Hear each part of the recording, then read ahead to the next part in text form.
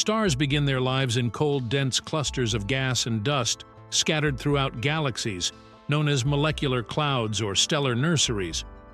These regions are composed primarily of hydrogen, the most abundant element in the universe, but also helium and small amounts of heavier elements. The process of star formation begins when part of the molecular cloud begins to collapse under gravitational attraction. This can be caused by a variety of events, such as shock waves from the explosion of a nearby supernova, collisions between clouds, or the influence of dark matter.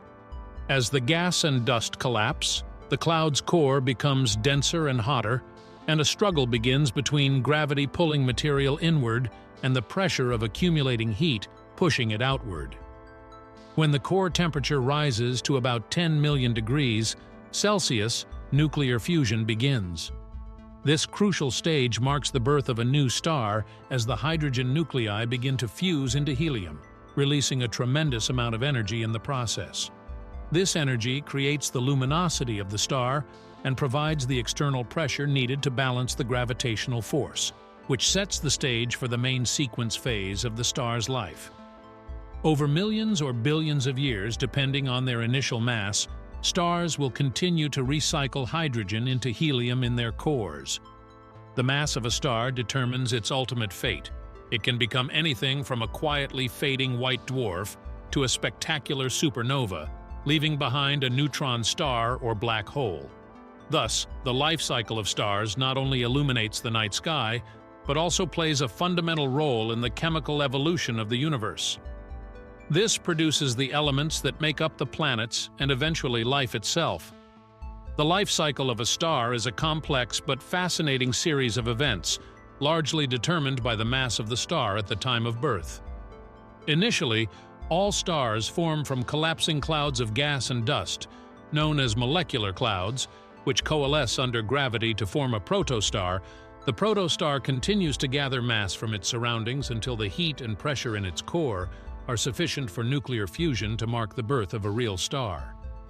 For most of their existence, stars are in the main sequence phase, during which hydrogen fuses into helium in their cores.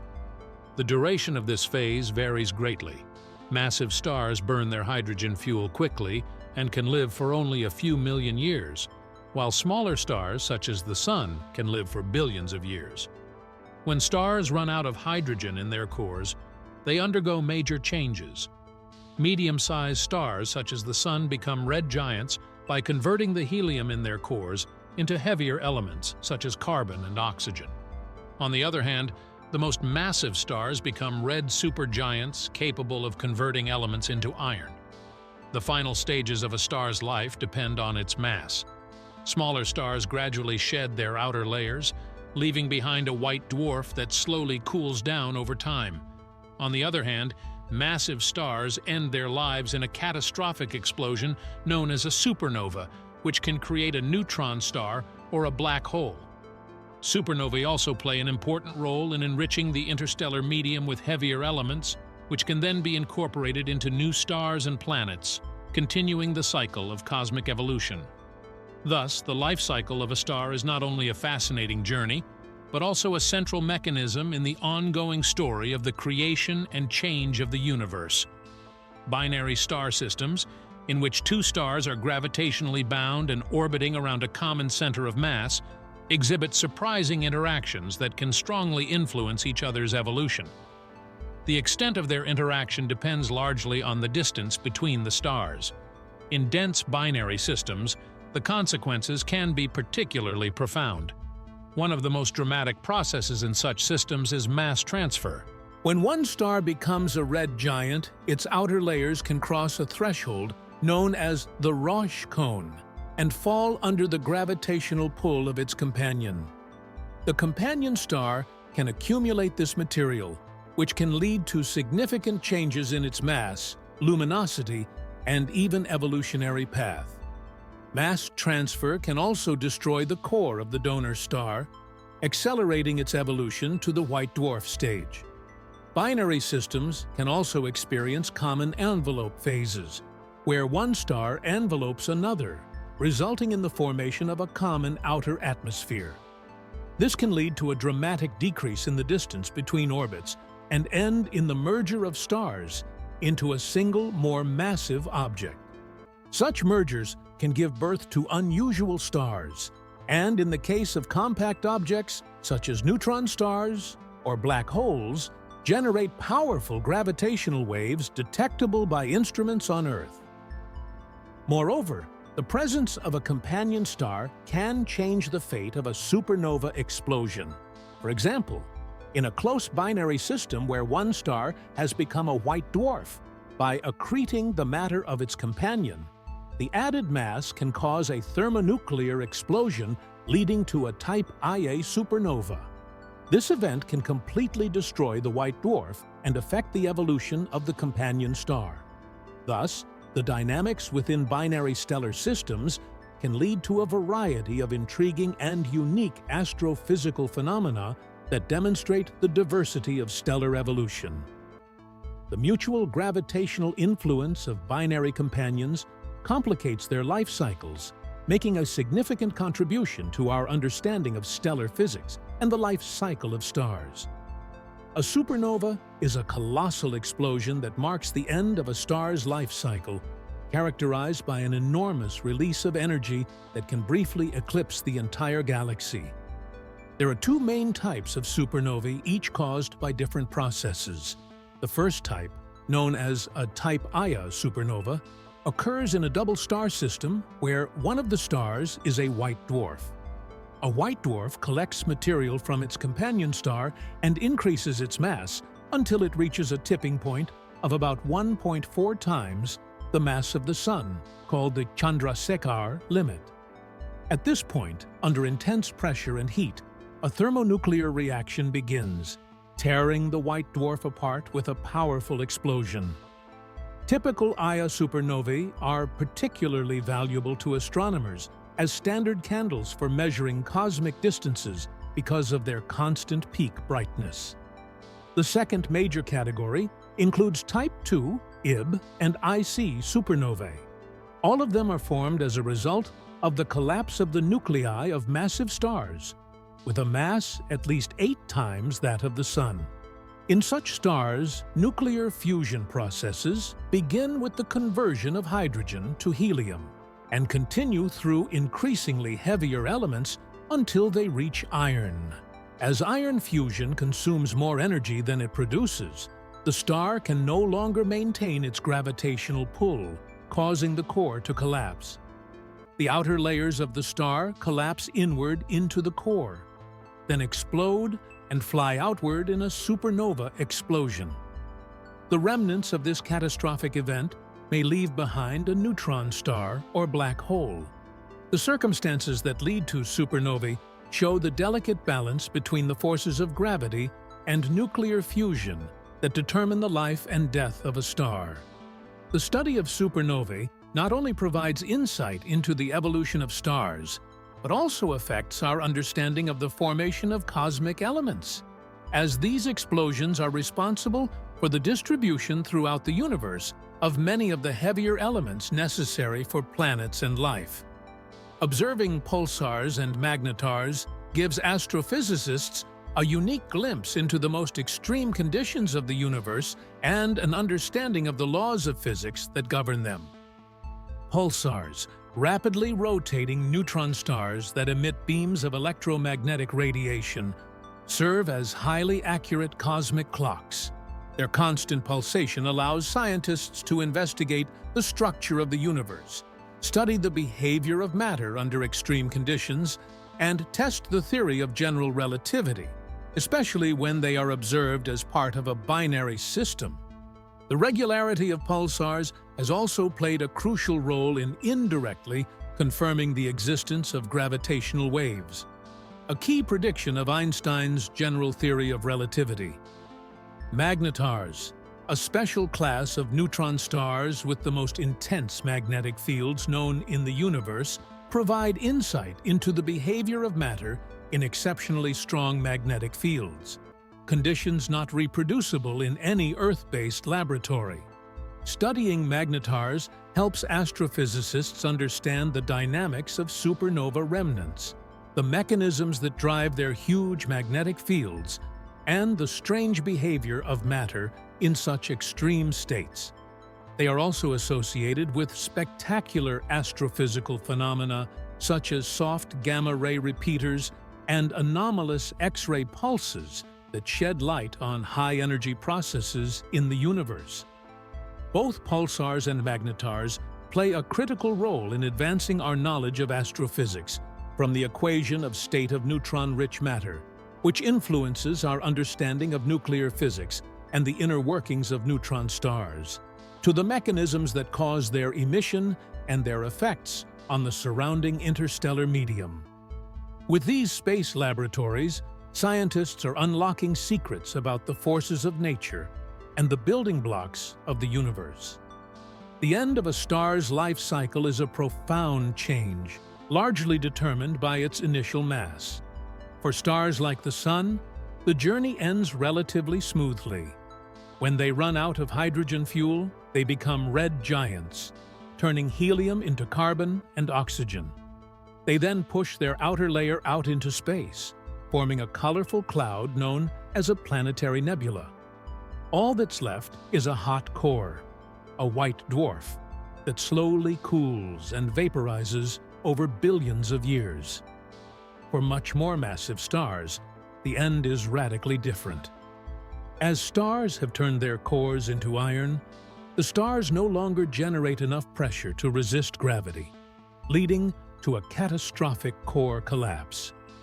This leads to a supernova explosion, a spectacular event that for a moment encompasses entire galaxies. Landing on the mass of the remaining core, the remnants of the star turn into a neutron star, an incredibly dense object only a few kilometers in diameter, but with a mass greater than that of the Sun, or a black hole, a formation with such strong gravity that not even light can break through. Such violent deaths are not just a cosmic spectacle. They play a central role in the cosmic matter cycle. Supernovae spread elements heavier than helium throughout the universe and seed future generations of stars and planets with the ingredients for life. The remnants they leave behind, neutron stars and black holes, continue to amaze and baffle astronomers with their extreme properties and provide insights into the laws of physics under conditions inaccessible on Earth. Thus, the end of a star's life cycle marks not only the end, but also a crucial phase in the ongoing history of the cosmos. Neutron stars are the incredibly dense remnants left over from a supernova explosion at the end of its life. They are formed when the core of a collapsing star, having exhausted its nuclear fuel, is compressed by the enormous force of gravity. For stars with an initial mass between 8 and 25 times the mass of the Sun, this compression causes electrons and protons to fuse into neutrons and neutrinos, resulting in a compact object composed mostly of neutrons, with a radius of only about 10 kilometers and a mass 1.4 to 2.1 times that of the Sun. Neutron stars have an astonishing density. Just one piece of matter the size of a sugar cube weighs as much as the entire human race. The formation of a neutron star is a critical threshold in the cosmos, balancing on the edge between not enough mass to collapse into a black hole and too much mass to end up as a white dwarf. This releases huge amounts of energy, mostly in the form of neutrinos, and the resulting explosion, a supernova, is one of the most energetic events in the universe, eclipsing an entire galaxy for a moment.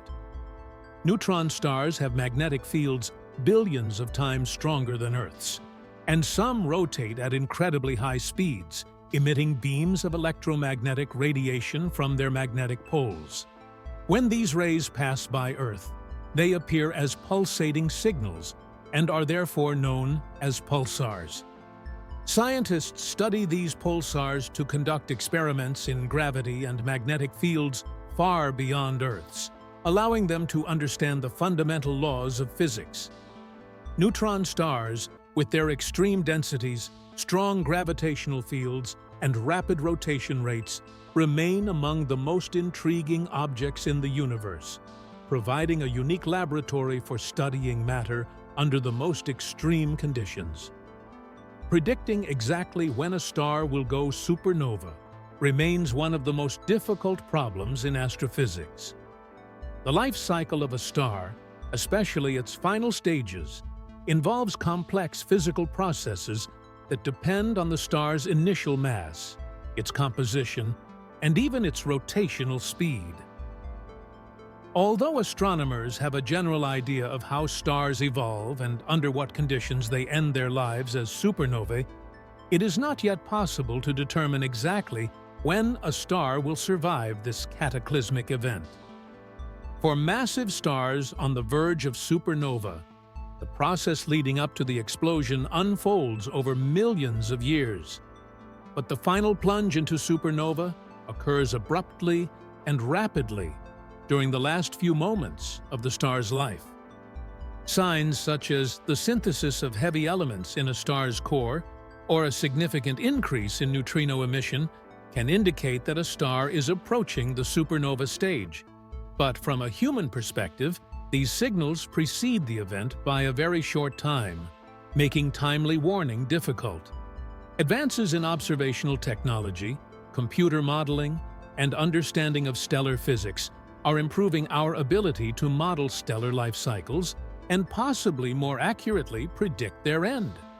For example, observations of red supergiants, the progenitors of Type II supernovae, have shown pre-supernova changes in brightness and behavior that hint at a more violent and complex end-of-life phase than previously thought.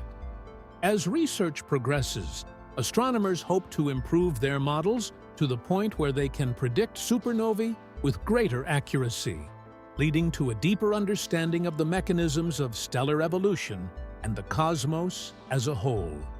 The Eddington limit, named after British astrophysicist Sir Arthur Eddington, is a theoretical limit on the luminosity, the brightness, that a star can reach while maintaining hydrostatic equilibrium.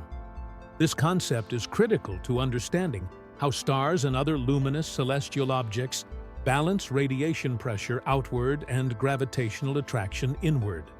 Simply put, the Eddington limit refers to the point at which the external radiation pressure force from the light emitted by a star equals the internal force of gravitational attraction trying to squeeze the star. If a star's luminosity exceeds this limit, intense radiation pressure will overcome gravity, which can cause the star's outer layers to eject and cause significant mass loss. This limit is not just a stellar phenomenon, it is also important for understanding the behavior of accreting black holes and other astrophysical phenomena.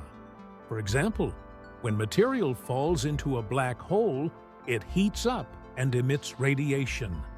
If the accretion rate is high enough that the radiation pressure exceeds the Eddington limit, this can prevent additional matter from falling into the black hole, effectively limiting its growth rate.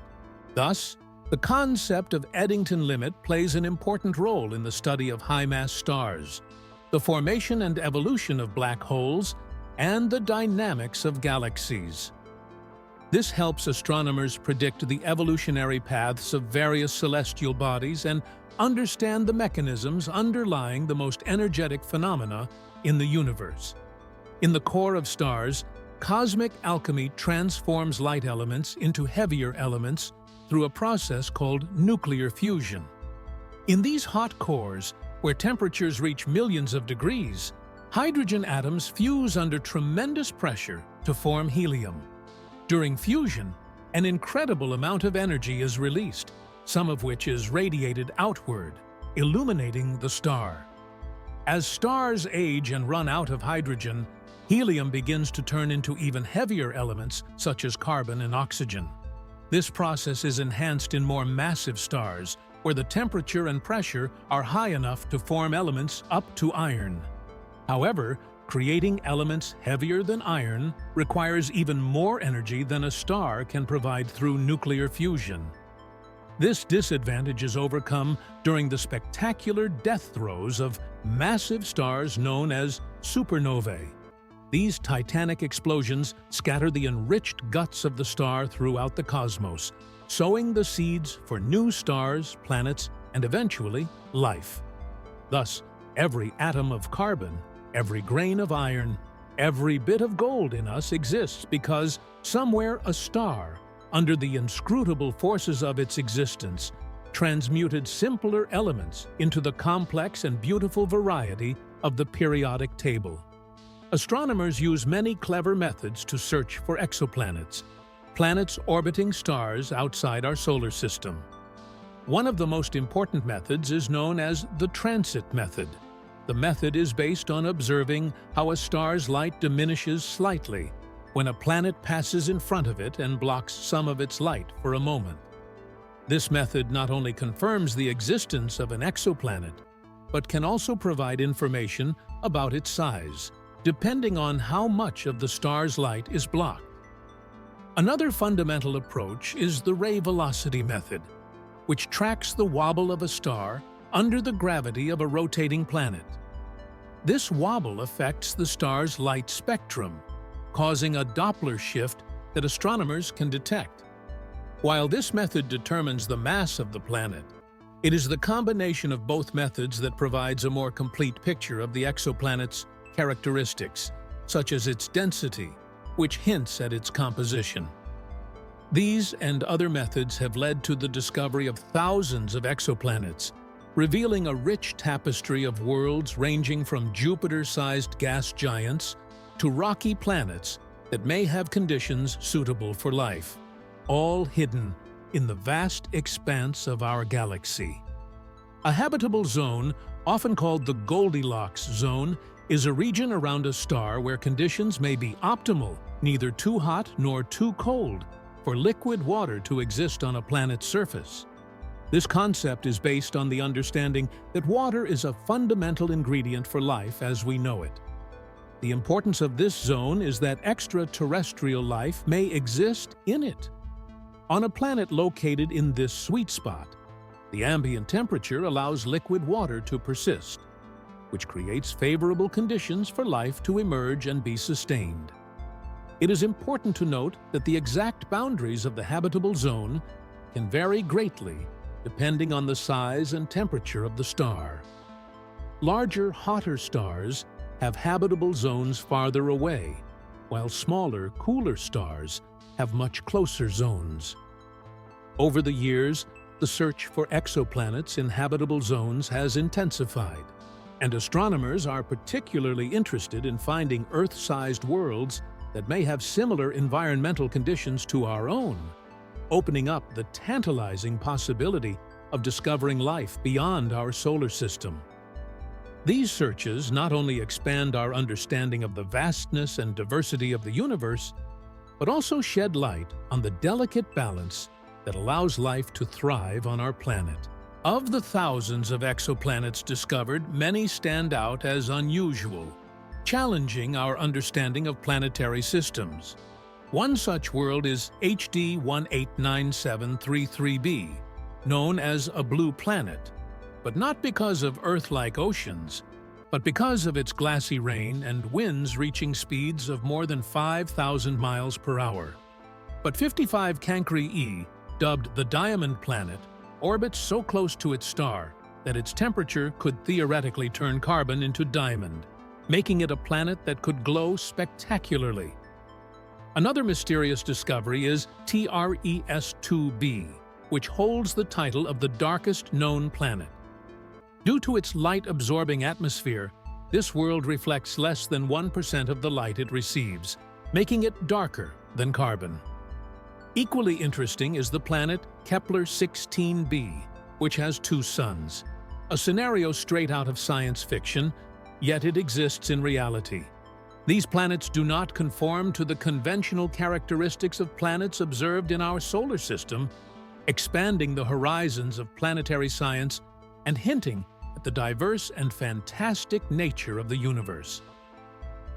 The intriguing possibility of life on planets orbiting binary star systems where two stars are locked in a gravitational dance, fascinates scientists and the public alike.